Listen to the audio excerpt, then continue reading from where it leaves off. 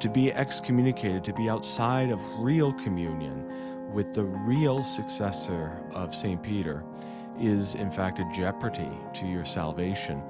In a decades-long disagreement with the reforms of Vatican II, the Traditionalist Society of St. Pius X, or SSPX, heads next week towards a full break with the Catholic Church, as its leadership defies the Vatican and threatens to consecrate new bishops. Exclusive commentary and analysis ahead. With the data centers, it is unbelievably ugly. They're hard to accept because there's so many here already. The construction of data centers booms across the country as artificial intelligence demands power to fuel it. What does the rush to be online mean for the human heart? We have a Catholic response. So we're just so excited, and we keep on praying for the people, for their hearts, and for our nation. And a conversation with this summer's perpetual pilgrims traveling the entire length of the National Eucharistic Pilgrimage route. Spiritual inspiration and lessons along the trail. EWTN News in Depth starts now.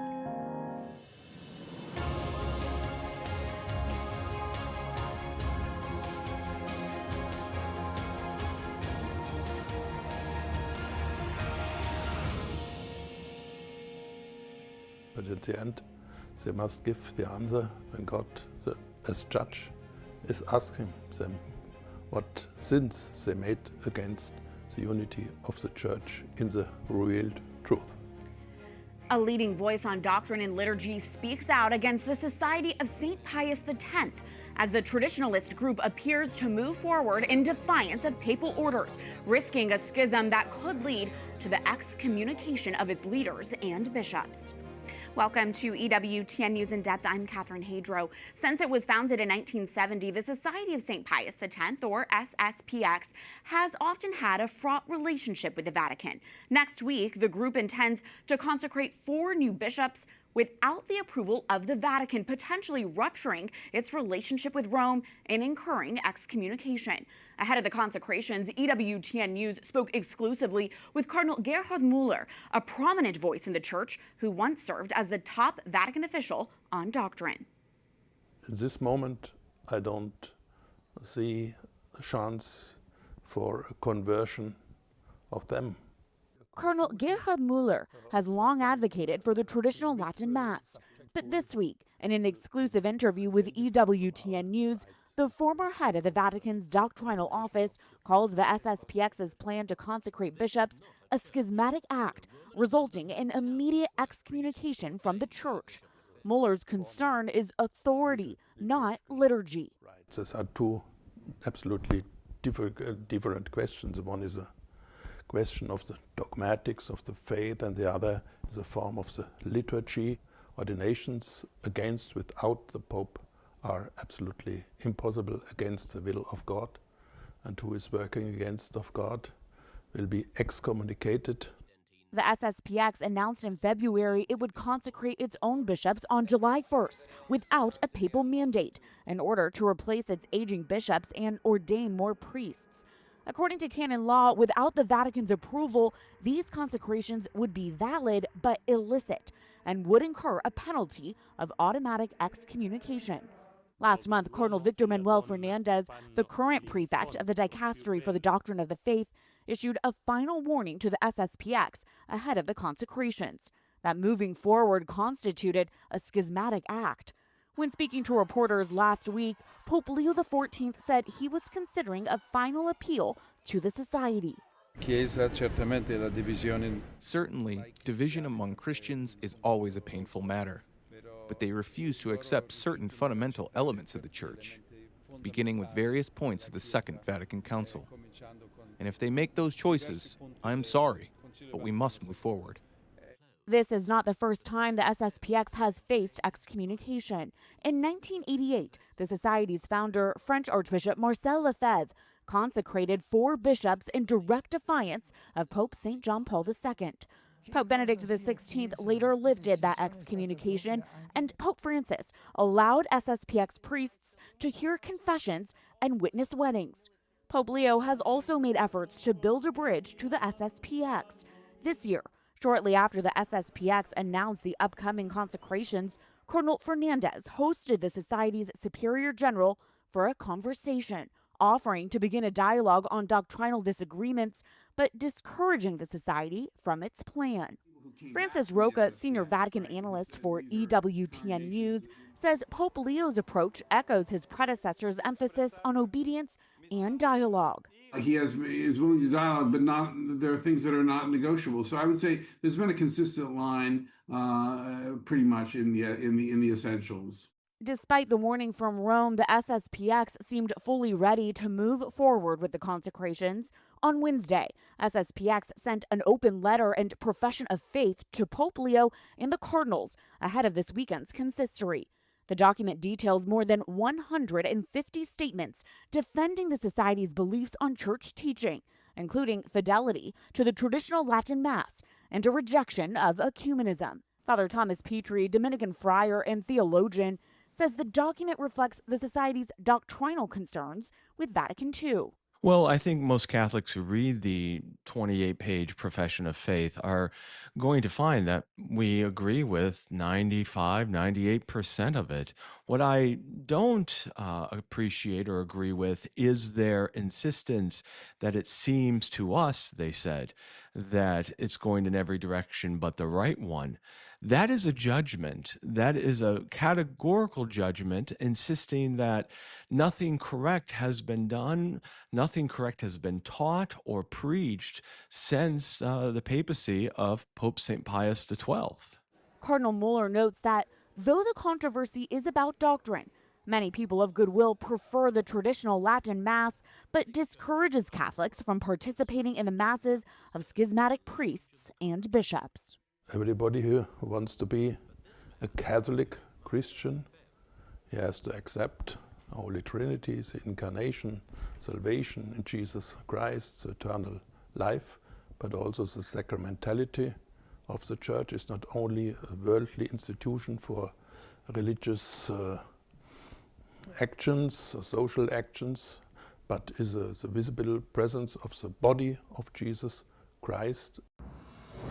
In the Catholic Church, there are a number of established communities of men and women in which the sacraments are celebrated in the traditional or extraordinary form, and they are communities in full communion with Rome, one being the Institute of Christ the King Sovereign Priest. The Institute celebrates the traditional Latin Mass, and the priests live according to the spirituality of St. Francis de Sales. It received canonical recognition in 1990 and today has an international presence, including in more than 12 U.S. states. The Priestly Fraternity of St. Peter, or FSSP, is another prominent society offering the traditional Latin Mass, or TLM. It was founded in 1988 by priests who broke away from the SSPX after that order's founder defied the Holy See. The Priestly Fraternity of St. Peter is active in 39 dioceses in the U.S., in addition to having a global presence. And just last week, Bishop Michael Burbidge of Arlington, Virginia, approved a new chaplaincy to serve local Catholics who attend pre-Vatican II traditional Latin Mass. Called the Chaplaincy of Our Lady of Victory, it will be led by 2 priests from the Priestly Fraternity of St. Peter. It will serve the needs of Catholics who attend Mass and receive sacraments in the extraordinary form. The chaplaincy does not add an additional location for the TLM in the diocese, but formalizes an arrangement that had already been in place unofficially for some time. And joining us now is Bishop James Conley from the Diocese of Lincoln, Nebraska. The diocese is home to the Priestly Fraternity of St. Peter's Our Lady of Guadalupe Seminary for the FSSP's North American District. Your Excellency, thank you so much for joining us. As we just mentioned, the FSSP does have a significant presence in your diocese. In addition to the seminary there, they also serve at a local parish, I believe. Tell us, what does the Priestly Fraternity offer to the faithful in your diocese, and how has your ongoing relationship with the FSSP deepened your own understanding of the traditional liturgical movement within the Church? Sure.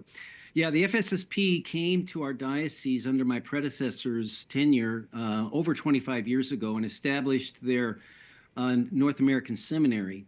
And they also established about the same time a parish in the city of Lincoln, which is solely for the traditional Mass. And so we've always enjoyed a very good relationship with the fraternity. For instance, we have our own college seminary, St. Gregory the Great, where we have seminarians from eight to 10 different dioceses in the area. And our seminarians and their seminarians engage in soccer and basketball. We go over there for their feast day on Our Lady of Guadalupe and have a great Mexican feast day because they have a lot of Mexican seminarians because they're the North American seminary. And they come over to our seminary for our feast day. And then we also have joint efforts like, for instance, pro-life marches and things like that. So there's been a great harmony and sort of like I like to say, kind of a cross-pollination of those who prefer the traditional Mass or those who prefer the ordinary Mass. There's not any tension between the two. And the FSSP was started by priests who left SSPX after that order's founder defied the Holy See. Now, Your Excellency, we are just days away from SSPX's planned ordination of bishops without papal approval, which will result in a schism, according to the Vatican itself. What's your reaction to this news development and where things have ended up right now with the SSPX? It's very sad because in the history of the Church, whenever there is an ordination of a bishop without a papal mandate, it always causes schism. It always causes a break, a division. And it's very sad because I know Pope Benedict worked very hard. He was the one that lifted the excommunication in 2009 as a gesture of openness and willing to talk. And then there seemed to have been a lot of dialogue going back and forth. But then now, as I understand it, they've decided to go forward with these ordinations. So it's anytime there's division in the Church, and an act like this clearly breaks the apostolic link to Peter, really. And it's so clear that, and they know this, canon law teaches this, that throughout history, it always causes schism and division. And there are many Catholics who are sympathetic to the Society of St. Pius X because of their celebration of the traditional Latin Mass. Cardinal Gerhard Müller, who previously served as the prefect of the Congregation for the Doctrine of the Faith, had this to say to any Catholics who are still considering attending Mass at an SSPX church. Let's take a listen. They shouldn't go and cannot go participate in the masses of the schismatic priests. You cannot go. A clear and direct statement from His Eminence right there. Your Excellency, what guidance do you want to offer a Catholic who is drawn to the TLM and still considering attending an SSPX Mass at this point? Well, I would agree with His Eminence. You just can't go. And, there is a resurgence of interest in all things traditional, especially among young people. I see it in my own diocese. They want reverence, they want transcendence, they want beauty in the liturgy. And, thanks be to God, we have not only the Fraternity of St. Peter, but I have a couple of priests who celebrate, with permission of the Holy See, a Sunday Mass in the extraordinary form. And as it's interesting, the Fraternity of St. Peter's Seminary is full every year, 90 seminarians. So it's my hope that as they continue to ordain priests, they're going to be ordaining priests here next year again, as they do every year, so ordain 12, that they will go out and they'll be able to, like the story with Arlington, they'll be able to meet the needs of the people who desire this form of the Mass. And I think that's really what the end goal should be. And people should not be forced or have to feel like they have to go to a Mass which is celebrated by a community or a priest that's broken with Peter. I thank you for highlighting that and just letting people be aware that these communities do exist. Your Excellency, it's been almost 5 years since Traditionis Custodes was promulgated and restrictions on the celebration of the Mass in Latin were imposed worldwide. For Catholics who feel especially affected and upset by that, what is the line for having legitimate concerns about liturgy while maintaining obedience to the Holy Father and not going down a path of separation from ecclesial authority? Can you talk about that? Well, again, I think it goes back to a desire for more reverence in the liturgy. I'm a member of the board of directors for the Institute of Pope Benedict XVI for Sacred Liturgy. So I believe that we're seeing a trend turning more traditional, even in the Novus Ordo, and I think this is a good thing. And I think, especially like I said, young people are desiring more reverent, more transcendent Mass, and I think that those are going to be more and more available. So for those who are, let's say, looking for something, I just say be patient. Find a church that's nearby you can go to from a Fraternity of St. Peter parish, or your own diocesan priest. I know these younger priests that are being ordained are already learning different forms of the Mass. So I think there's a lot of hope. Yeah. So don't give up and don't jump ship. That's a great message. And Your Excellency, you are an adult convert to the Catholic faith, a really beautiful faith journey that's led to you being elevated a bishop in the church. Do you mind reflecting, what role did the Mass and the liturgy play in your own conversion experience and in your relationship with Christ? It was huge. One of my first experiences as a young Catholic, I'd only been a Catholic for less than a year. I visited the Benedictine monastery of Fontcambeau in France, which at the time, interestingly, were celebrating the Novus Ordo, but it was in the beautiful tradition of the Benedictine Salem congregation. And I was just blown away by the beauty, the Gregorian chant, the transcendence. It was otherworldly. It was like the cosmic liturgy. And that was my first year as a Catholic. And when the indult came out to say the Old Mass, I was one of the first ones to get the indult in 1988. And so I've been celebrating the traditional Mass most of my priesthood. And now that I'm in Lincoln, I have more occasion to do it because we have Carmelites who have the extraordinary form, and of course the Fraternity Seminary. I do some of their ordinations, and I also do confirmations at St. Francis, which is the Fraternity parish. So it's played a huge part, and it's actually helped me to celebrate the Novus Order, which by and large, the ordinary form, 95% of the time I'm celebrating that. It's helped me to understand its roots, where it came from, but also the gestures and the importance of reverence, every gesture, every moment that you're in the Mass. So it's helped me celebrate the Mass, the ordinary form, in a better way. That is beautiful. We're grateful for your own faith witness and for joining us this week, Bishop Conley. Thank you so much. Thank you. Next week on this program, we will have an update on what happens with the SSPX's proposed consecrations. Still to come on this edition of EWTN News in Depth, earthquake tragedy in Venezuela, a rising death toll, and thousands missing. We talked to an international Catholic relief agency about how you can help, and data centers are downstream from a larger question, which is like the desires of the human heart, the lonelinesses in the human heart. Like, why is there so much demand? We have an in-depth look at the controversy over data centers and what they do to a community of neighbors and a community of the heart. We have guidance from Pope Leo XIV's new encyclical, Magnificat Humanitas. This theme of unity, I think, is so beautiful, especially in this current time in our country where we need a lot of healing and a big reminder that we are one nation under God. Words of wisdom from perpetual pilgrims who have experienced the National Eucharistic Pilgrimage as we wind towards the finish of this summer's journey. EWTN News in Depth is coming right back.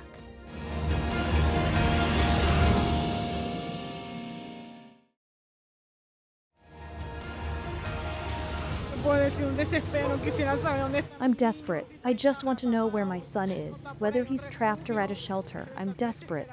The governor said they were going to send heavy machinery, but look what time it is. They still haven't arrived. It's only the neighbors here helping. Venezuelans wait for answers and desperately search for loved ones after two devastating earthquakes turned hundreds of buildings into rubble. Even as the international community intervenes to support search and rescue efforts, thousands of people remain unaccounted for.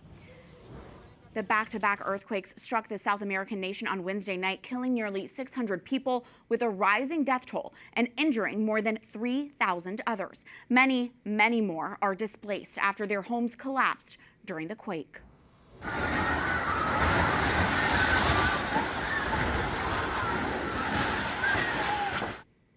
The earthquakes were some of the country's strongest in nearly a century and hit Venezuela's populous northern states, including the capital, Caracas. Much of the area is experiencing power and internet outages, preventing family members outside the country from reaching their loved ones. Recovery will be a challenge for Venezuela, a country already grappling with a dire economic and political crisis. A research physicist with the U.S. Geological Survey's Earthquake Information Center says the damage is extensive. And really, when a big earthquake like this occurs, what we're worried about is not just the size of the earthquake, but how shallow the earthquake is and how close it is to dense population centers. In this case, it was a very shallow earthquake. It occurred close to people. So, it's very worrying, and we expect it to be very damaging. I think it's going to take days to weeks to really understand the extent of this damage. Along with immediate search and rescue help, the United States announced it would provide $150 million to aid groups. On Thursday, the Vatican donated 100,000 euros and said more aid will follow in response to the needs identified by local churches in Venezuela. The chairman of the U.S. Bishops' Committee on International Peace and Justice is urging humanitarian aid in wake of the Venezuelan earthquakes. In comments released by the U.S. Conference of Catholic Bishops, Bishop Elias Zaidan offered his prayers in solidarity, stating, "I urge the international community to mobilize in support of the Venezuelan people and to send the necessary humanitarian assistance to alleviate their suffering." Catholic Relief Services, the international relief agency of the Church in the United States, and its partner Caritas Venezuela are already responding and assessing needs at this early stage. And joining us now is a Catholic Relief Services disaster relief expert to discuss the Church's response to the devastating earthquakes in Venezuela. Nicolas Meslaoui is the regional team lead for humanitarian response for Latin America and the Caribbean for Catholic Relief Services. He joins us from the neighboring country of Colombia with plans to be in Venezuela early next week, depending on the state of the airport there. Nicolas, thank you so much for being with us now. You have been in close communication with Catholic aid responders on the ground in Venezuela. What can you tell us about the situation there right now? Yes, well, thank you so much for your time today. The situation on the ground is devastating. People are looking for their loved ones. People are wondering where they will sleep. Search and rescue efforts are starting, mainly in the main cities, but many states have been affected. People do not know where to eat, are looking for medical assistance. People are afraid to go back to their homes. The situation is devastating right now. And we have to remember that we're talking about a country that has been grappling for years of many crises. People who are already facing difficulties to meet their basic needs. And so this is just adding a major crisis within the crisis. So it is a very concerning situation right now on the ground.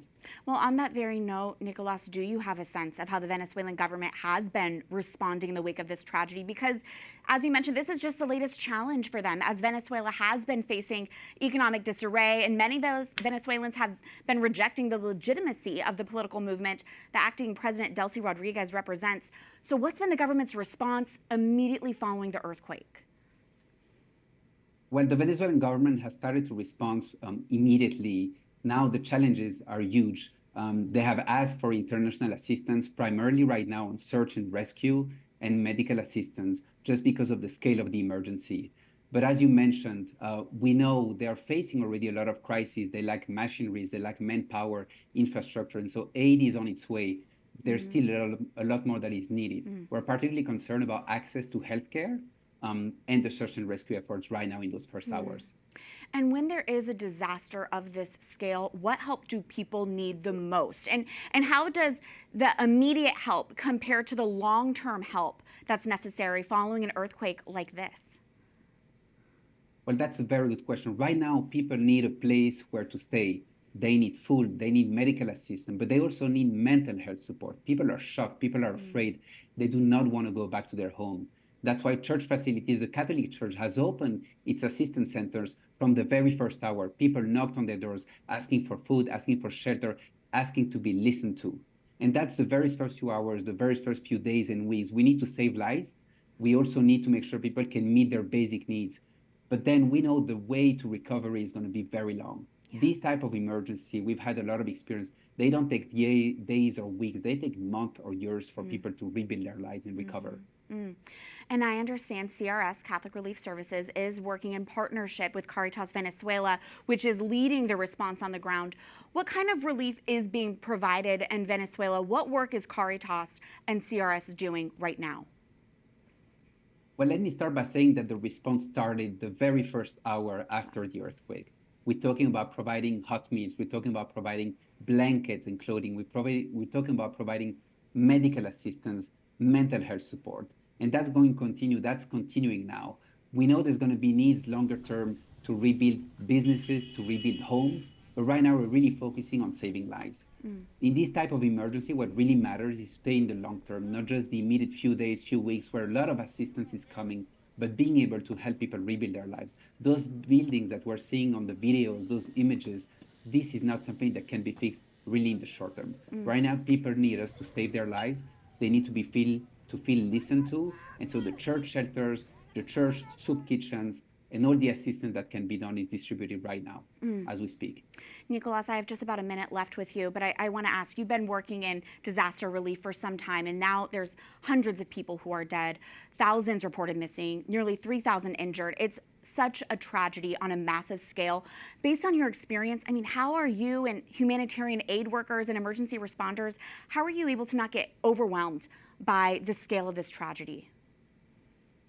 Well, I'd just like to highlight the courage of humanitarian workers right now in Venezuela. We're talking about hundreds of Caritas volunteers and workers at the parish, at the diocese, and at the national level.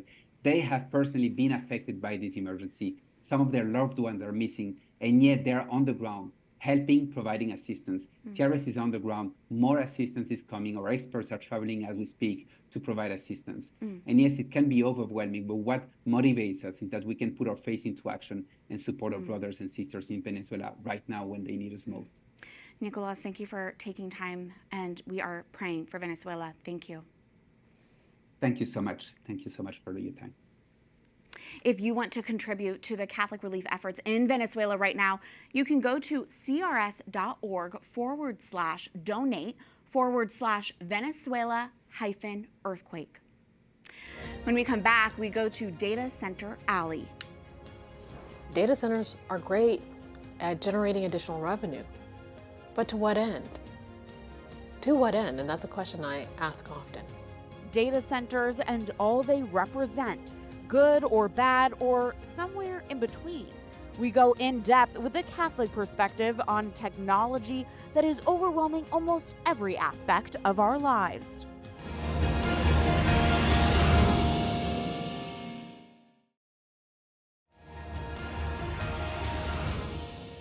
It is a fact of modern life. We are connected to the world on our phones. It is nearly impossible to put them down, and artificial intelligence is impacting us all. And at the heart of that is the data center infrastructure needed to power our devices. These massive buildings springing up all over the countryside are the source of great controversy and tension to those who live near them. And beyond that, our reliance on our interconnected digital technology is of concern to our church, as evidenced by Pope Leo XIV's encyclical Magnificat Humanitas.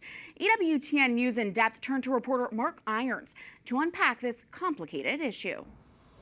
If you're watching this report online or have ever scrolled, searched, shopped, emailed, carried out basically any basic task that requires web access, it's not possible without data centers. And it's even possible your internet traffic could have passed right through here.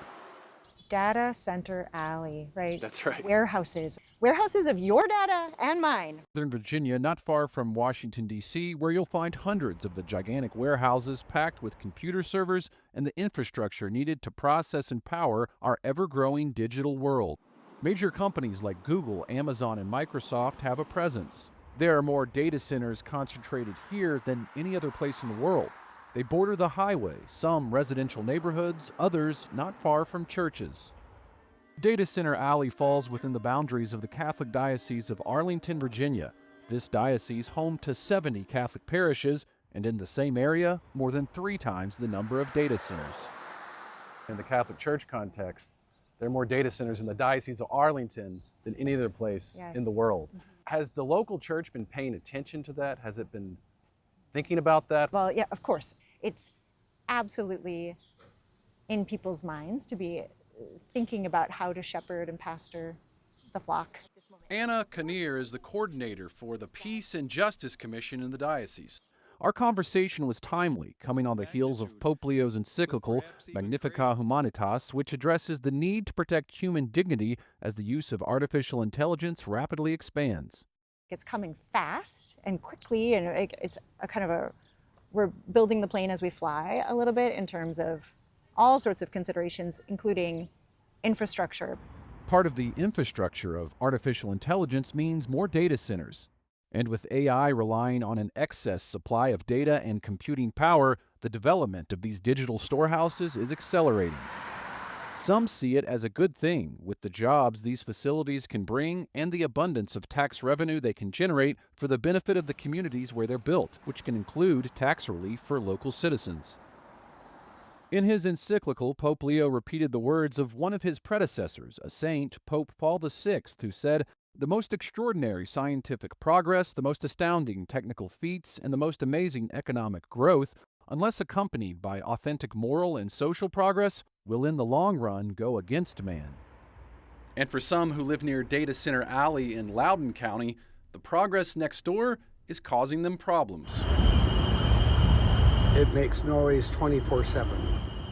The noise itself affects people's health. We heard the different concerns in the neighborhood next to the Vantage Data Center. Whatever they're doing, it's causing us a respiratory issue. That's my main concern. The part that really gets me is the noise penetration into my home. To escape the noise and see what life was like outside Data Center Alley, we headed for the country. 2 hours south, the town of Louisa, Virginia offers small-town charm. And on Main Street, Floozy's provides a tasty slice of pie. But stick around after dessert, and local patrons might even give you a piece of their mind. I realize that technology has to grow and everything, but they're just an eyesore. The noise, the pollution, all those kinds of things. Everyone we spoke to had something to say, mostly negative about data centers. 2 of them are under development here in Louisa County. I come from Northern Virginia. We moved down here 5 years ago. It's like following us. It's taken advantage of rural communities like this. A Gallup poll from this year showed 7 in 10 Americans oppose constructing data centers for artificial intelligence in their local area. Virginia is the dumping ground of data centers.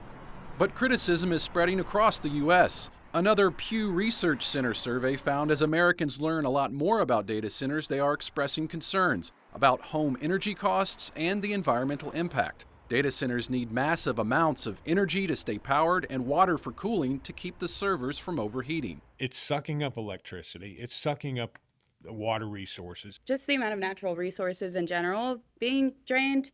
In his encyclical, Pope Leo noted it is essential to develop more sustainable technological solutions that reduce environmental impact and help protect our common home. For this rural community, the issue hits close to home, in particular, the home of Austin Newsom, who lives with his family in the once quiet countryside of Louisa. Now dump trucks are constantly on the move across from his front yard, where an enormous Amazon data center is under construction. If you could speak to Amazon officials directly, what would you say to them? They wouldn't want to live here. They wouldn't live here. If this was their house, they wouldn't accept it. They wouldn't be okay with it. This data center is far from completion, but Austin says the quality of life here has already declined from the noise and dust that comes over from the construction site. Some days you're out there and it's hard to breathe. The kids don't like it. The kids really hate it because they can't jump on the trampoline without getting covered in dust. They go jump on the trampoline and just clouds of dust coming off the trampoline. Austin runs a boat repair shop on his property. With a lake nearby, summer business is typically booming.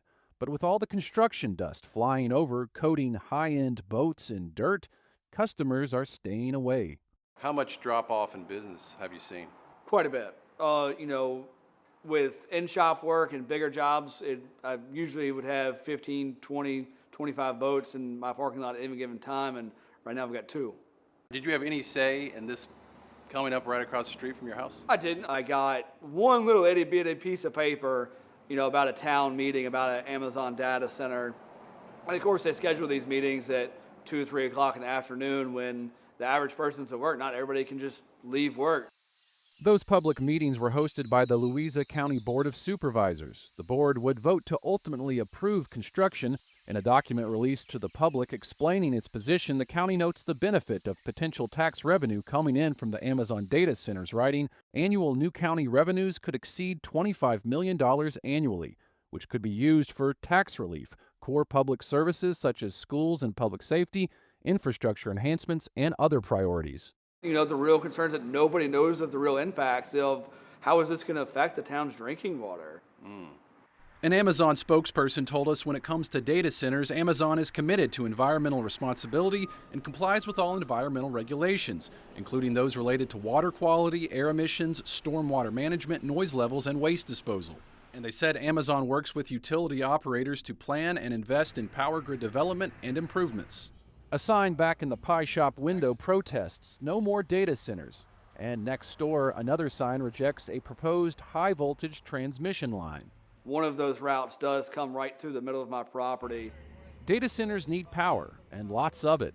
Austin says one proposed path for a transmission line would cut right through the patch of grass between his house and boat shop. Could you live with that there? Absolutely not. You're talking massive power lines 200 feet tall in the air with a 200-foot easement. I wouldn't have any yard left. The easement's going to be pretty close to my house. If they built that line through there, what happens to your shop? They tear it down. They tear it down. Tear it down. You're out of business. Out of business. Pope Leo writes, the devastating impact of unemployment and job insecurity on family structures is well known. Critics say though data centers bring in temporary jobs, once built, they operate with a limited staff. More broadly, there are concerns that entire sectors of human labor could be replaced by artificial intelligence. Whatever the future holds, the Pope reminds us we must avoid the misconception of equating this type of intelligence with that of human beings. Well, as a Protestant, yes, I support the Pope wholeheartedly in what he is saying. DeShandra Jefferson is chair-at-large on the Board of County Supervisors in Prince William County, a few counties north of Louisa where data center growth has already exploded. Unlike some of her other board members, Jefferson is more cautious about data center expansion, but she does note some of the positives. What benefits has this county seen from the data centers that are already here? We have been able to lower our taxes. Our personal property tax, or AKA the car tax. We have a meals tax that was 4%. It's now down to 3%. And we've been able to reduce our real estate tax rate while giving the schools record amounts of funding every year. The votes made by her and her fellow county board members have the power to approve or deny requests from developers. Now, I have voted for more data centers than I have voted against, but I have a hard line. There are certain places data centers don't belong, and that's near houses, that's near schools, that's near sensitive cultural and historic resources. And there has been pushback on that. I'm simply looking for common sense limits. What's in place to prevent this from getting out of control? Where developers are coming in and say, hey, I know that maybe you want a park here, but we'd like to do data centers. Well, I know that maybe you want more housing here, but we'd like to do data centers. So there isn't a strong enough plan. And I'm one of 8 on the board. We have people all over the place on this issue.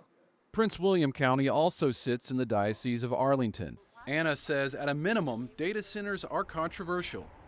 And while some might point out the benefits, the church does not forget those who might be suffering. We need to be with those who are on the margins. And the margins aren't that far away. I could drive there this afternoon.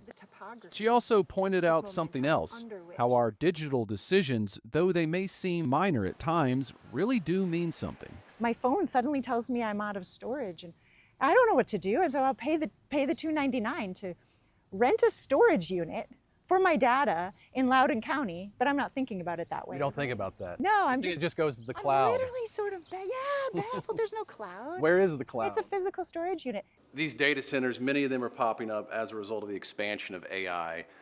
A lot of us are using it right here on our phones.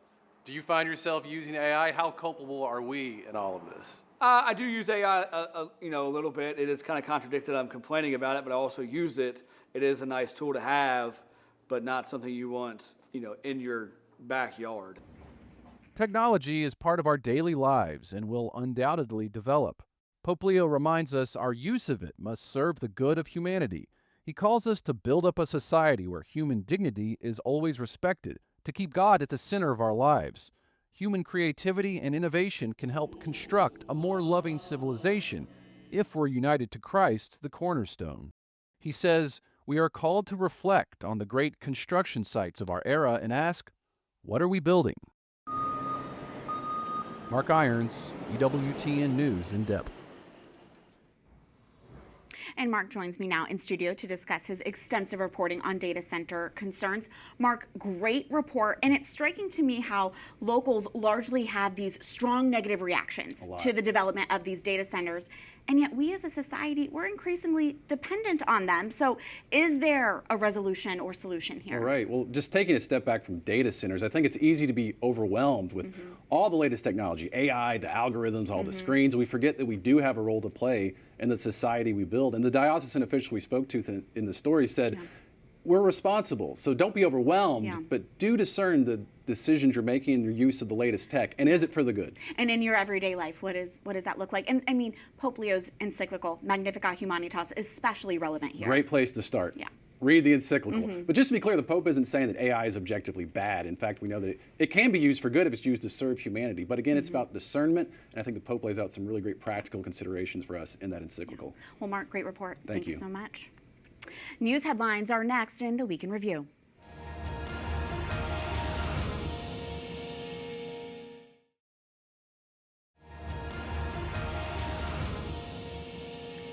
The latest in peace negotiations between the United States and Iran top headlines in the Week in Review.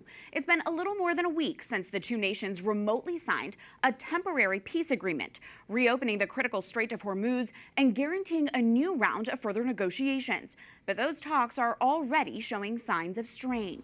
The first round of talks took place in Switzerland last weekend, and another round is expected to take place next week. Washington and Tehran remain at odds on several points, including Iran's frozen funds, its nuclear program, and the Strait, a choke point for 1/5 of the world's oil. New tensions erupted in the Strait on Thursday after Iranian forces struck a vessel. Iran maintains that it will keep control over the Strait, but the U.S. emphasizes the passage is international waters.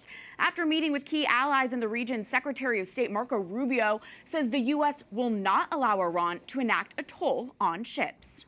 One thing that came across very clear is there is zero support among the Gulf countries for any sort of toll or fees or anything that charges for the use of international waters. The president's made it clear that's not going to happen. It's not going to be a part of this. Back in the U.S., tensions over the war between the White House and Capitol Hill. On Tuesday, after several previous attempts, the Senate passed a war powers resolution meant to block the war in Iran. But shortly after that vote, President Donald Trump exchanged harsh words with two Republican senators, Rand Paul and Bill Cassidy, who sided with Democratic colleagues to advance it. On late Wednesday night, the Senate voted on a similar war powers resolution, and the two lawmakers walked back their rebuke of Trump, and the resolution failed to pass. Plumes of smoke once again rising over southern Lebanon on Friday in the wake of new Israeli airstrikes. Israel and Iran-backed Hezbollah agreed to a ceasefire last week after one of its most intense rounds of fighting since the war began. These flare-ups between Israel and Iran-backed Hezbollah continue to complicate negotiations between the U.S. and Iran, which has maintained that any peace agreement must include a ceasefire in Lebanon. Israel's defense minister reiterated this week that the IDF would not retreat. A bit of whiplash this week on Capitol Hill. President Trump suddenly canceled a signing ceremony at the U.S. Capitol for a new affordable housing law passed by large bipartisan majorities in both the House and Senate. The housing bill is the largest of its kind in decades and focuses on increasing housing supply, lowering costs, and stopping private equity firms from snapping up single-family homes. With Americans feeling a housing affordability crisis, the signing ceremony on Wednesday was supposed to signal to the public that Congress is listening to their financial stress. President Trump was on Capitol Hill, but abruptly called off the ceremony to create pressure on Congress to instead pass his Save America Act, which would make sweeping changes in how Americans register to vote. Americans want housing costs to go down, and we have a law that is passed through the House, through the Senate, big bipartisan majorities. ready to go. And Donald Trump wakes up this morning and decides he just can't sign it into law. Understand, this is the biggest housing package coming out of the United States government in more than 30 years. No, I said I'm not signing the housing bill. I want to see what happens. We said, look, the housing bill is housing. I made billions of dollars with housing. I know housing better than anybody, maybe anywhere. It's all about the interest rate. Lower the interest rates, you can have all the housing you want. Though the SAVE Act passed the House, it does not have enough Senate support to become law. In the meantime, the housing bill sits unsigned. Unless the president attempts to veto it, it will automatically become law without his signature in 10 days. Camp Mystic is closed. This week, the all-girls Christian summer camp in Texas filed for Chapter 11 bankruptcy. 28 people were killed there last July, including 25 young campers, when flash floods swept through the low-lying area. Families of the victims filed a lawsuit last year saying the camp operators did not take the necessary steps to protect the girls as life-threatening floodwaters approached. Until April of this year, the camp had said it would reopen this summer to preserve the decades of tradition cherished by hundreds of Texas families. But fierce public backlash and investigations showing poor emergency flood planning forced the closure. Camp Mystic's bankruptcy filing pauses legal actions seeking millions of dollars in damages. With just a week left until its summer recess, the Supreme Court has yet to release opinions on some of its most closely watched cases, including on the issue of birthright citizenship. But on Thursday, the justices issued 2 other rulings on migration. By a vote of 6-3 along ideological lines, the court ruled in Mullen versus Doe that the Trump administration can end temporary protected status for Haitian and Syrian nationals residing in the United States. This ruling impacts hundreds of thousands of migrants who came to the U.S. to flee violence and natural disaster. In another 6-3 vote, the Supreme Court ruled in Mullen versus Al Otra Ledo that the administration can turn away asylum seekers along the U.S.-Mexico border, preventing them from even stepping onto U.S. soil. Pope Leo gathered the church's cardinals to Rome this week for the second extraordinary consistory of this pontificate. The 2-day meeting serves as an opportunity for the prelates to discuss key issues for the church. In his opening remarks on Friday, the Holy Father called the cardinals to frankness and to loyalty. Help me to listen to what is emerging in the churches, to recognize the signs of hope that often grow in silence, but also to not ignore the struggles, misunderstandings, and resistance that can slow down our journey. I need your freedom, your frankness, and your loyalty. Sincere advice is always an act of communion. The consistory concludes on Saturday. Cardinals are reflecting on 4 themes: the Church's view of the world, peace, the common good, and synodality. During Pope Leo's first consistory in January, he announced that he planned to gather the cardinals to Rome every year. His predecessor, Pope Francis, seldom held extraordinary consistories. Tickets for renowned television evangelist Archbishop Fulton Sheen's upcoming beatification, the first beatification of a U.S.-born bishop, are now available. But hurry, they are going fast. Sheen's beatification mass is set for September 24th at the Dome at America's Center in St. Louis, Missouri. The venue will open early that day for reconciliation, Eucharistic adoration, and a special pre-beatification program. It's all part of a broader pilgrimage experience with official Sheen pilgrimage events in both Sheen's hometown of Peoria, Illinois, and in St. Louis. Go to celebratesheen.com to see all the details and to get your beatification tickets. Already, it's upper level seating that remains available at this point. I looked over to the person sitting next to me. I was like, we live in a time where we can put Jesus on a boat, an automated boat, and just drive him across an ocean. Like, what is that? The wondrous experience of young adults escorting the true presence of Christ in a pilgrimage through the original 13 colonies. Inspiration, faith, and hope when we come back.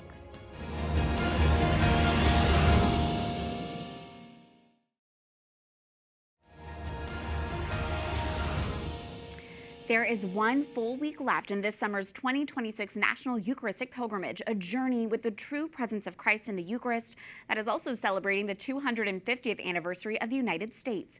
The itinerary has been an ambitious one, traveling through most of the original 13 colonies, starting in St. Augustine, Florida over the Memorial Day weekend and ending in Philadelphia over the July 4th weekend, just days from now.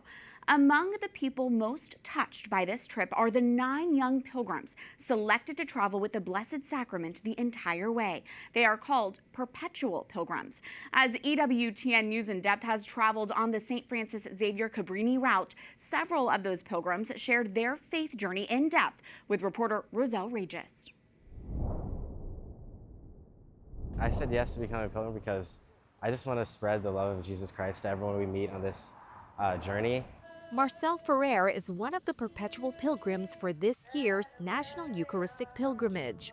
This small group of young adults said yes to Jesus, dedicating their summer to him, carrying the Blessed Sacrament from St. Augustine, Florida to Philadelphia, Pennsylvania, spending time with him day in and day out. I don't have any specific intentions for myself. I just want to see how God works in my heart, and Scripture says you don't need to know like the place or time, so I just want to be open and willing to wherever he leads me, Ferrer grew up Catholic but fell away from the faith during adolescence. Just from a young age, really followed our Catholic faith, but it wasn't really like my own, I never really had a personal relationship with Jesus Christ. And in high school, I kind of fell away from the faith for a while, but luckily one of my friends invited me to a youth retreat. And it really changed my life, and I had an encounter with Jesus there in the Eucharist, and here I am. Since his powerful experience with our Lord in the Eucharist, his mission now is to draw other people closer to Christ. It is a calling to become a pilgrim, requiring intense spiritual, physical, and mental resilience. That is why the pilgrims are usually accompanied by priest chaplains and a team leader. Cheyenne Johnson knows all about the pilgrim experience. She served as a perpetual pilgrim last year, where she traveled with Jesus cross-country from Indianapolis to Los Angeles. She returned as a team lead this year and is excited to walk alongside others. I think serving as team lead, it's a lot more like service and pastoral focused, like on the team too. So just making sure that I'm there for the team, supporting them, because this is their first time. And so bringing that experience and helping them to feel comfortable in their roles as they get used to being on pilgrimage. So yeah, I'm just hoping to grow in that, and I can already see that happening just as we form like our own family on pilgrimage. Aside from visiting different locations this year, Johnson said the themes for each pilgrimage are also unique, which made her say yes to the journey once more. Last year was the Jubilee Year of Hope, so really leaning into that sentiment of bringing hope and healing to people, but this being the 250th anniversary of our country, just a lot of prayers for our nation, praying for unity and praying for people to come encounter the Lord. Johnson can't wait to meet more people along the way and see what the Holy Spirit brings about this time around. Excited to encounter him in a whole new way, because just spending that much time with the Blessed Sacrament, like he continues to work in my heart and amaze me at what he's calling me to in the ways that he speaks and just the amazing things that he wants to do. At the midpoint in Washington, D.C., I caught up with perpetual pilgrims Mary Carmen Sakrasik and Eduardo Gutierrez. Perpetual pilgrims, you guys are not only processing, you're also trying to go out and evangelize and educate people. Tell me, what is the feedback you've been getting? It has been really great. The other day we were at a homeless outreach organization doing some service, and there was a gentleman wearing a rosary. And I looked at him, I was like, oh, you're wearing a rosary. And we started talking a little bit. And then I left, and my pilgrim and I were thinking, maybe we should go back and teach him how to pray the rosary. Maybe he hasn't prayed it before. So we did, and he asked us to write down the prayers, and he left that day with 3 more rosaries. One of the other pilgrims gave him a how to pray rosary card, and we just got to walk through it with him, and he loved it. It was incredible.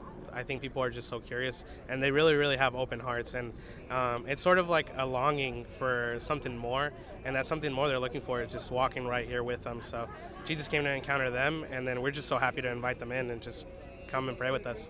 In the nation's capital, we also ran into 2 former perpetual pilgrims, Leslie Reyes Hernandez and Ace Acuna. So last summer we had the beautiful gift of being pilgrims. Ace and I were on the same team. So now we're on the other side, of course, but I think what's so beautiful is that our Lord is still here. and we are still pilgrims with him no matter what, because at the end of the day we all want to get to heaven, and of course that's the end goal. So we are on our route together, pushing each other to be holy day by day. Would you recommend being a pilgrim to other people? Oh yes, please, please, please. Once in a lifetime experience. I always think back to the apostles being with Jesus. I think being a perpetual pilgrim is very special. You do kind of feel like one of the disciples, just living life with him day in, day out. And there's no other experience that I've ever had that has quite lived up to that. So highly recommend to anyone who's thinking about following our Lord, if you've ever felt drawn to give your summer to him in a radical way and follow in his footsteps quite literally. Being a pilgrim is the way to do it. The perpetual pilgrims have just more than 1 week left, traveling the eastern seaboard and, in the process, having fun.